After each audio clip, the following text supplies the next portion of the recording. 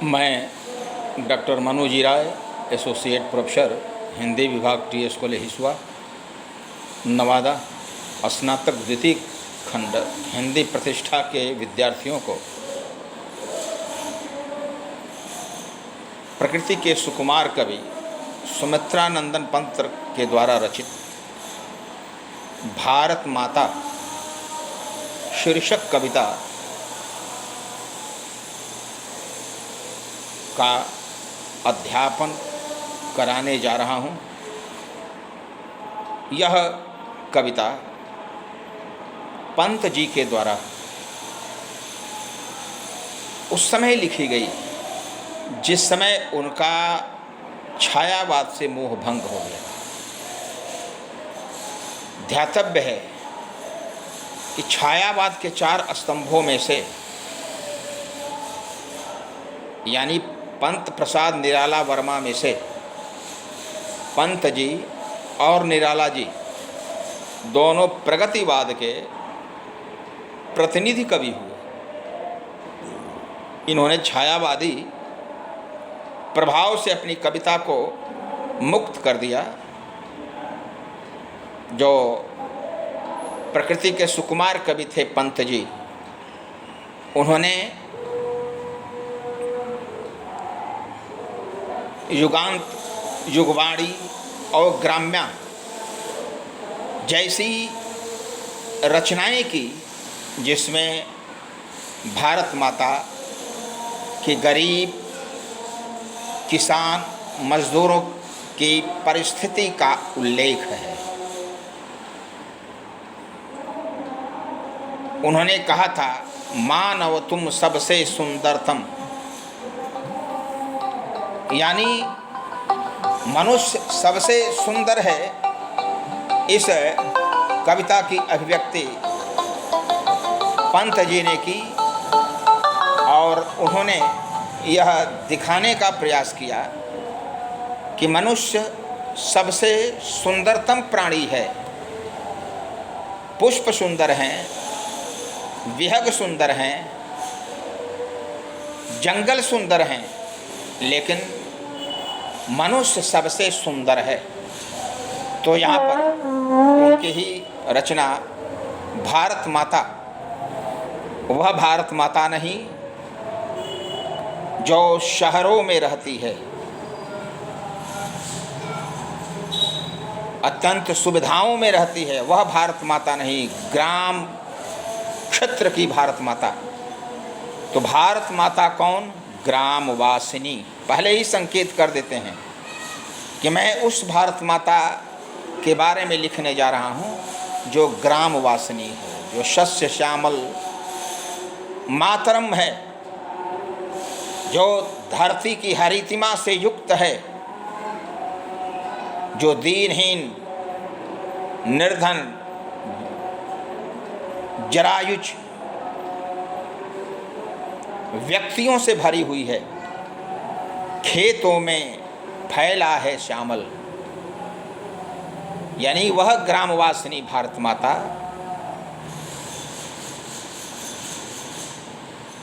अब हमारे द्वारा चित्रित हो रही है, जिसके खेतों में श्यामलता फैली हुई है।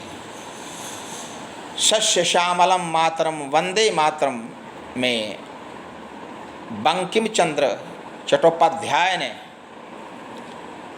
बताया है कि मैं उस भारत माता की वंदना करता हूँ जो शस्य श्यामलम मातरम, जो हरी फसलों से युक्त है।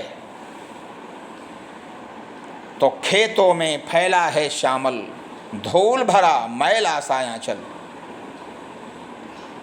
जिसके खेतों में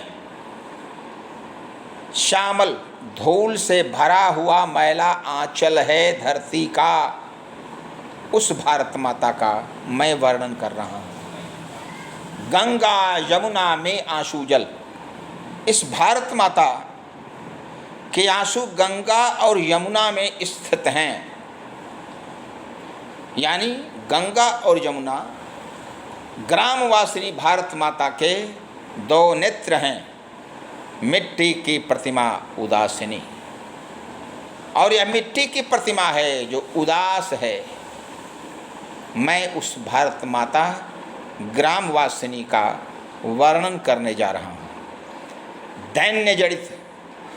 अब देखा जाए, प्रगतिवाद में सुंदरता को नहीं, सत्यता को स्वीकार किया गया है।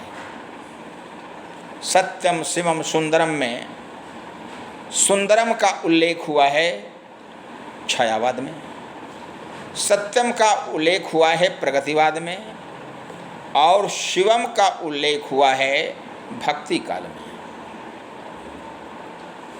तो यहाँ पर सत्यम का उल्लेख करते हुए बताते हैं कि दन्य जड़ित अपलक नत चीवतवन,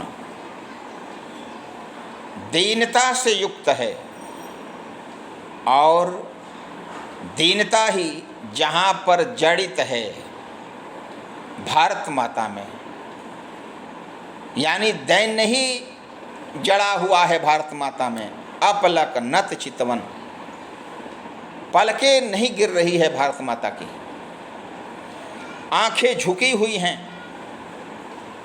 अधरों में चिर नीर अवरोधन, और उनके दोनों होठों में बहुत समय से और रोदन चल रहा है, नीरव रोदन, यानी भारत माता रो रही है, विलाप कर रही है, करुण विलाप कर रही है, लेकिन निःशब्दता के साथ विलाप कर रही है। उसके मुंह से कोई आवाज़ नहीं निकलती, आंखें झुकी हुई हैं, पलकें गिर नहीं रही हैं, वे विलाप कर रही हैं भारत माता, लेकिन निःशब्दता के साथ, नीरवता के साथ, कोई शब्द नहीं। युग युग के तम से विषण्ण मन, युगों युगों के अंधकार से दुखित है भारत माता का मन। वह अपने घर में प्रवासिनी, वह भारत माता अपने ही घर में प्रवासिनी बनी हुई है, विदेशी बनी हुई है भारत माता। 30 कोटि संतान नग्न तन। जिस समय यह कविता लिखी गई, भारत की जनसंख्या 30 करोड़ थी। तो 30 करोड़ संतान है, नग्न तन है, अर्ध क्षुधित, अध भूखे, शोषित, जिनका शोषण किया गया है, निरस्त्र जन, बेसहारा, अनाथ,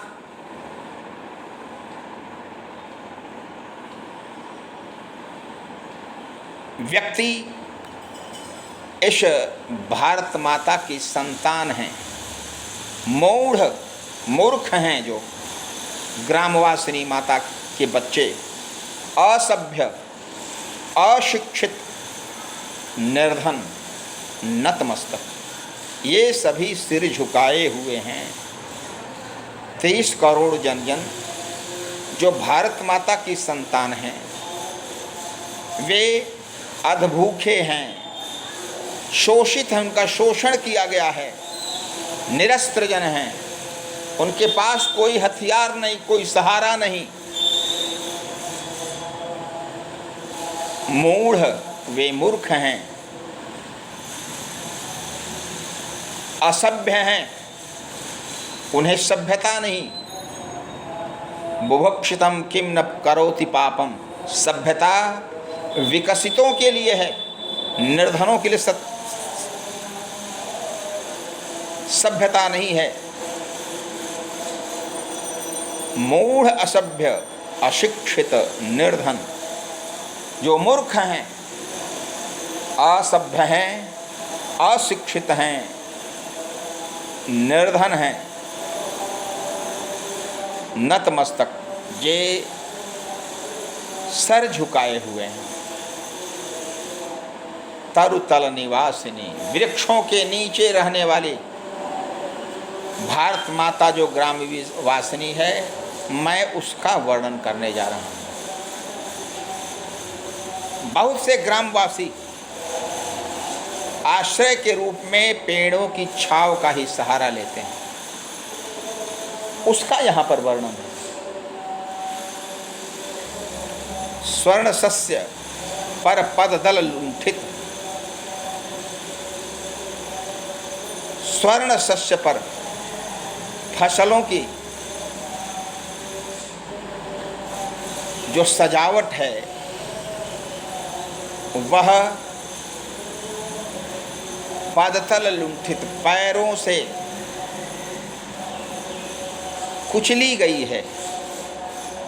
धरती सा सहिष्णु मन कुंठित, धरती के समान जिन निर्धन पत्थरों का मन सहिष्णु है, सहने वाला है, निर्धन है, शोषित हैं, अत्याचार से ग्रस्त हैं, लेकिन फिर भी सहिष्णु बने हुए हैं, कोई प्रतिकार नहीं करते। क्रंदन कंपित अधर मौन अस्मित, जो रोते हैं, कांपते हैं और जिनके होठ मौन हैं, अस्मित मौन हैं। राहु ग्रसित, उन्हें राहु ने ग्रास कर लिया है। पौराणिक पत्र राहु है जो एक बार समुद्र मंथन के पश्चात जो अमृत का बंटवारा हो रहा था, पहले देवताओं को दिया जा रहा था अमृत, उस देवताओं के बीच में राहु भी प्रवेश कर गया था, देवता का रूप धारण करके, और वह बांटे जा रहे अमृत को देवता के रूप में ले लिया और पी गया। इसी बीच में उसके अगल बगल सूर्य और चंद्रमा बैठे हुए थे। उन्होंने उसके बारे में संकेत कर दिया और बांटने वाले विष्णु ने अपने सुदर्शन चक्र से उसकी गर्दन काट दी। गर्दन कटने के पश्चात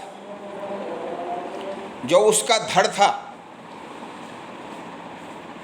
वह केतु बन गया। सिर, चूंकि गले के ऊपर का भाग उसका अमर हो गया और गला से नीचे अमृत गया नहीं, इसलिए केतु जमीन पर ही रह गया। और वह राहु सूर्य और चंद्रमा का ग्रास करने के लिए आकाश मंडल में घूमता रहता है।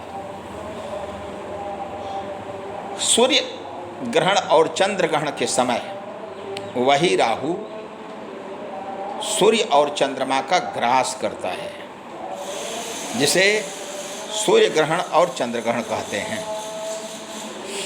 तो वही राहु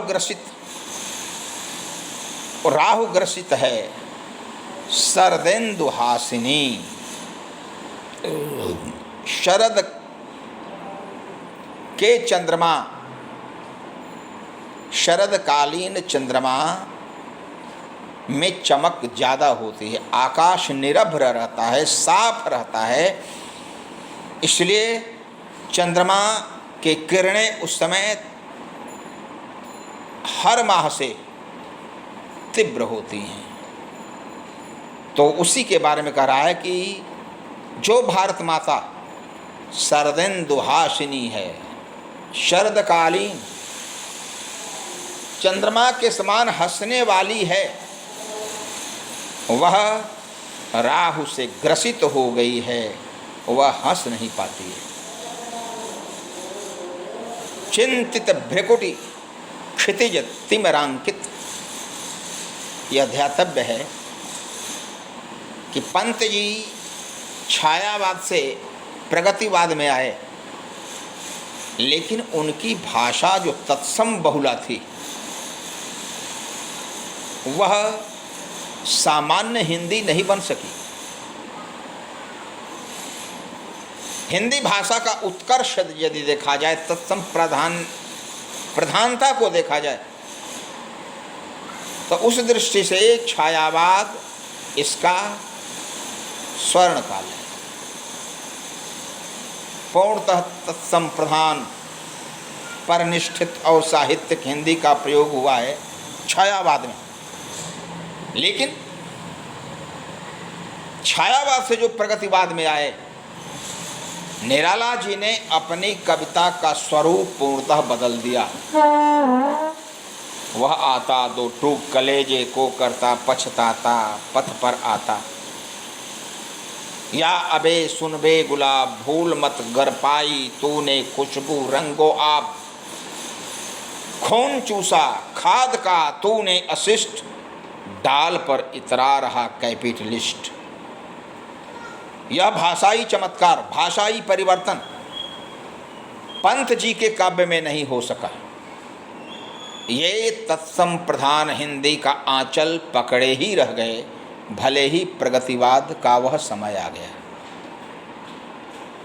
दीनहीन प्राणियों के उल्लेख के लिए प्रगतिवादी साहित्य तो रचा गया, लेकिन हिंदी पंत साहित्य की परनिष्ठित ही रही, संस्कृत निष्ठ ही रही। तो चिंतित भ्रकुट क्षितिज तिमिरांकित, चिंतित है ग्रामवासिनी भारत माता, उसकी भौहें क्षितिज तिमिरांकित है, अंधकार से भरे हुए हैं। तिमिर यानी अंधकार, नमित नयन, उसकी आंखें झुकी हुई हैं। नभवाष्पाच्छादित आकाश भाप से भरा हुआ है। आनन श्री छाया शशि उपमित, उसका मुंह श्री छाया शशि उपमित, चंद्रमा की छाया से उसकी तुलना की जा सकती। उपमित यानी जिसकी उपमा की गई है। ज्ञान मूढ़ गीता प्रकाशिनी, ज्ञान मूढ़ है और वह गीता को प्रकाशित करने वाली। मूढ़ गीता, भगवद गीता नहीं। यह ग्रामवासिनी भारत माता मूढ़ गीता को प्रकाशित करने वाली है। सफल आज उसका तप संयम, आज उसका तप और संयम सफल हो गया। क्या हुआ? पिला अहिंसा स्तन्य सुधोपम, उसको अहिंसा नामक अमृत के तुल्य दूध पिलाया गया है।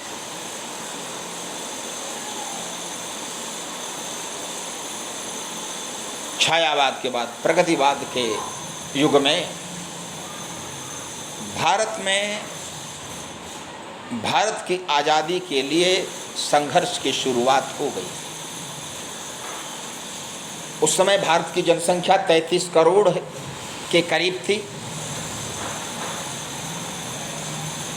और सत्य और अहिंसा के बल पर बापू के नेतृत्व में भारत आज़ादी की लड़ाई लड़ रहा था अंग्रेज़ों के विरुद्ध। तो उसी समय का यहाँ पर दिया है कि सफल आज उसका तप संयम। जो भारत माता ग्रामवासिनी है, शोषित है, उपेक्षित है, धूल धूसरित है,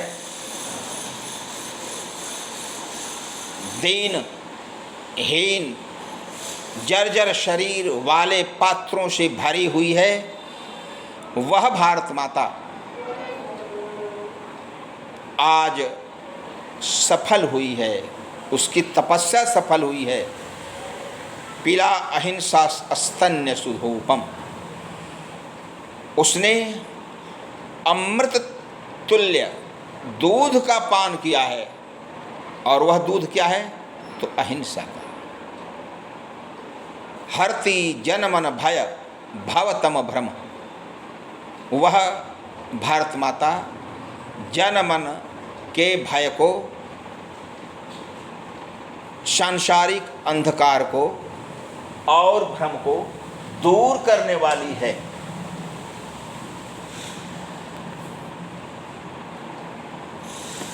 जग जननी, पूरे विश्व की माता भारत माता, जीवन विकासिनी, जीवन को विकसित करने वाली भारत माता आज अहिंसा से युक्त हो गई है, हिंसा के विरोध में खड़ी है और इस अहिंसा से, अहिंसा का अमृत का पान कर चुकी है भारत माता।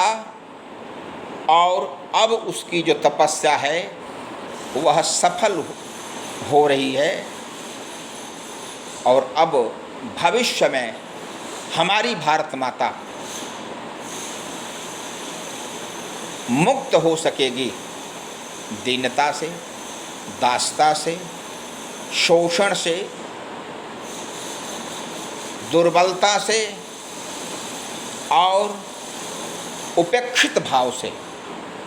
तो इस प्रकार यह जो कविता है भारत माता ग्रामवासिनी,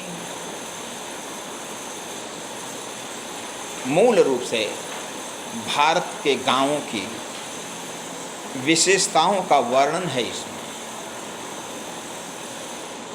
पंत जी ने छायावाद काल में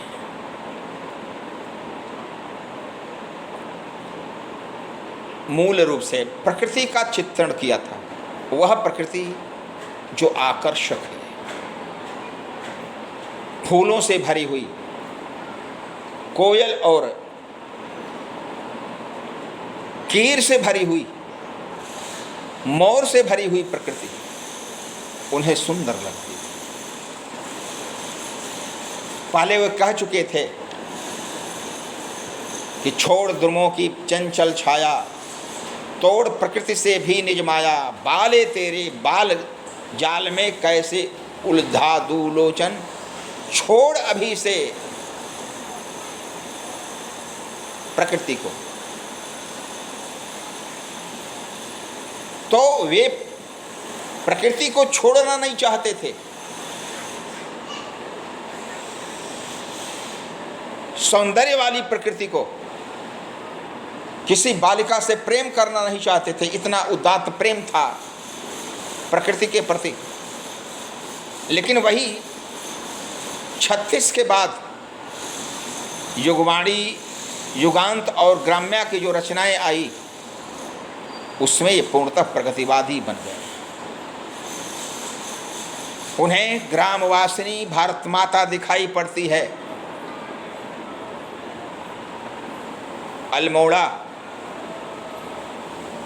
और पहाड़ों वाली हरितिमा से युक्त भारत माता नहीं दिखाई पड़ती। यहाँ पर अर्ध क्षुधित, शोषित, निराश्रित जन हैं, जो मूढ़ हैं, असभ्य हैं, अशिक्षित हैं, निर्धन हैं, ऐसे भारतीयों का वे उल्लेख करते हैं। ऐसा ही उल्लेख निराला जी ने भी किया है।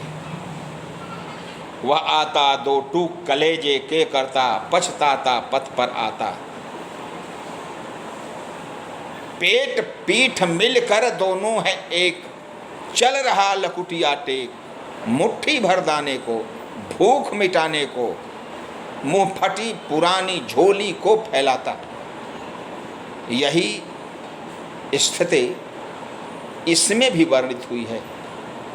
लेकिन जितना खुलकर के निराला जी ने व्यक्त किया है निर्धनता से युक्त उस भिक्षुक और भिक्षुक के बच्चों का, जो उन्होंने वर्णन का स्वरूप रखा है, वह पंत जी के इस काव्य में नहीं आ सका है। ग्रामवासिनी भारत माता चित्रित हुई है, लेकिन सम्यक विवेचन पंत जी से नहीं हो सका। और पंत जी ने उस भाषा का चयन नहीं किया जो भाषा सामान्य जन की है या दीन, निराश्रित, निर्धन, दलित पात्रों की स्थिति की अभिव्यक्ति करने वाली भाषा है, उसका चित्रण इनसे नहीं हो सका है। तो समग्र भाव से देखा जाए तो यह कविता 1940 की है और उस समय अंग्रेजों को भारत से भगाने का प्रयास आरंभ हो चुका था। गांधी के नेतृत्व में राष्ट्र एकजुट हो गया था और पंत जैसे कवि को यह आभास हो गया था कि हमारा राष्ट्र सत्य और अहिंसा के बल पर विजयी अवश्य होगा और वह विजयी होगा अंग्रेजों की जो फैलाई गई दास्ता है, गुलामी है, उस पर। तो यह कविता जो भारत माता ग्रामवासिनी है वह विशिष्ट कविता है पंत जी की, जो छायावाद के अंत में प्रगतिवाद से प्रभावित होकर के लिखी गई है। भारत माता के प्रति उनकी ममता या राष्ट्रीयता इस कविता में उजागर हुई है और इसी ढंग से उन्होंने इसकी अभिव्यक्ति की है। सबसे बड़ी बात कि जो कविता है वह एक विशिष्ट कविता है। विशिष्ट कविता इस मामले में कि पंत जी ने अपने को सामान्य जन से अलग रखा था। उनके काव्य में सामान्य जन कभी आया नहीं और इस दृष्टि से सामान्य जन की अभिव्यक्ति के लिए उन्होंने भारत माता ग्राम वासिनी की अभिव्यक्ति की है। तो आज मैंने जो स्वरूप रखा है, जो कविता प्रस्तुत की है, इस कविता में पंत जी के काव्य वैशिष्ट्य का उल्लेख हुआ है। समस्त कविता में कवि ने अपने भारतवासी दृष्टिकोण को अभिव्यक्त किया है। अभी लॉकडाउन चल रहा है, हमारे विद्यार्थी घर में रहें, सुरक्षित रहें, अनावश्यक कहीं बाहर ना निकलें। कोरोना से बचना है, राष्ट्र को बचाना है, अपने बचें, समाज को बचाएं।